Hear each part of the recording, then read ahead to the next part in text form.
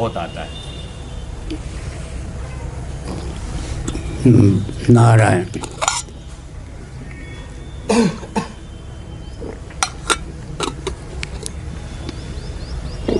पहली बात यह है कि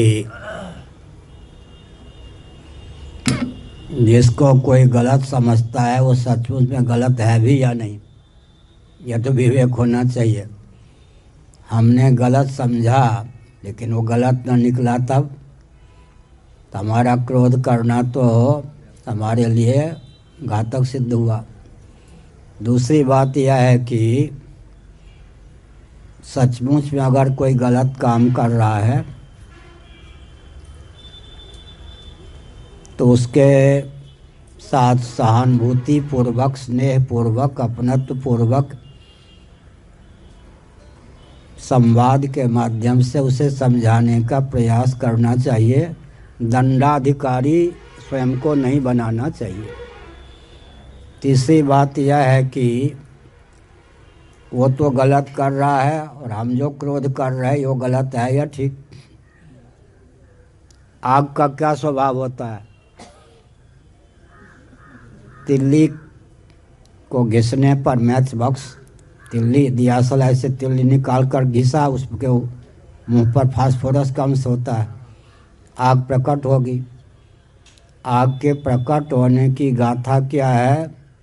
जहाँ से प्रकट हो उसी को जलाकर प्रकट होती है, जलाती हुई प्रकट होगी। क्रोध का भी यही स्वभाव है। जिस आश्रय में, अंतःकरण में क्रोध उत्पन्न होता है, पहले उसी को दूषित करता है। केकरी के पेट को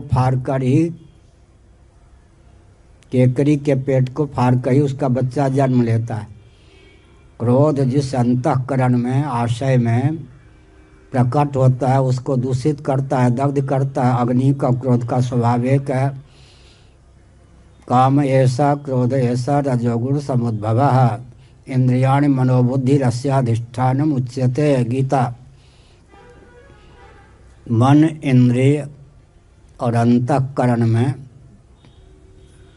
क्या होता? मन अंतःकरण ही है, और इंद्रियों में विशेषकर अंतःकरण, मन बुद्धि चित्त अहंकार का नाम है। अंतःकरण में क्रोध उत्पन्न होता है तो अपना अंतःकरण ही क्या होता है? दूषित हो जाता है।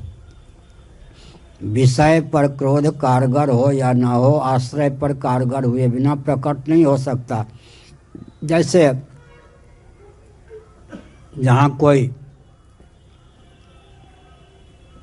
जलने वाली वस्तु नहीं है, रुई की ढेर आदि, वहाँ पर तिल्ली घिस करके आग प्रकट करके हमने फेंक दिया या जलाशय में फेंक दिया तो विषय पर तो कारगर नहीं हुई आग, लेकिन आश्रय को, तिल्ली को तो जलाकर ही प्रकट होगी।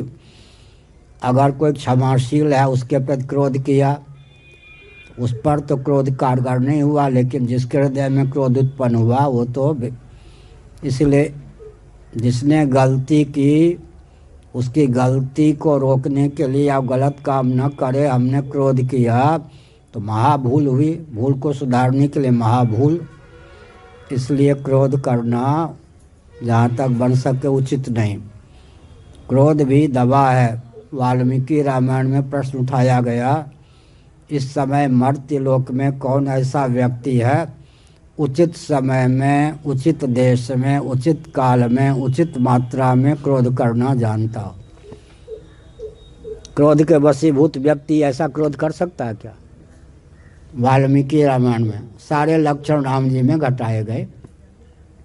एक प्रश्न यह भी है, अभी मर्त्य लोक में ऐसा कौन व्यक्ति है, मनीषी है, उचित देश में, स्थान में, उचित काल में, उचित पात्र के प्रति उचित मात्रा में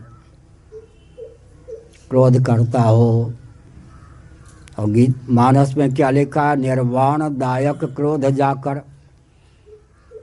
जिसका क्रोध निर्वाण माने शांति प्रदान करता है, ऐसी वाणी बोलिए मन का आपा खोए, औरों को शीतल करे आपो शीतल होए। तो क्रोध का अर्थ अगर आश्रय विषय दोनों के लिए हितकर है तब तो क्रोध क्रोध है। नहीं तो क्रोध तो क्रोधी को ही पहले दंड दे देता है। तो उसने भूल की, उससे अधिक भूल हमने की उस पर क्रोध करके। और कहीं उसने भी क्रोध कर दिया तो फिर सिर फूटना और फिर पुलिस कांड सब शुरू हो जाएगा। क्रोध का बदला उसने भी, जिसने भूल की उसके ऊपर किसी ने गुस्सा किया, क्रोध किया, उसके भी क्रोध आ गया, तब हानि होगी। इसलिए उचित समय में, उचित स्थान पर, उचित व्यक्ति के प्रति उचित मात्रा में क्रोध करना जानते हो तो करें, नहीं तो समझा बुझा कर जब मार्ग पर लाया जा सकता है तब। कभी कभी माँ गुस्से में आकर बच्चे को चाटा मार देती है, लेकिन हित की भावना होती है।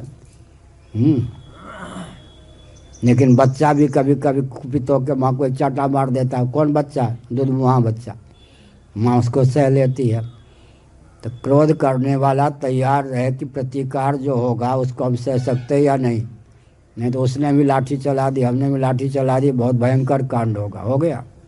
और कोई प्रश्न? बस वो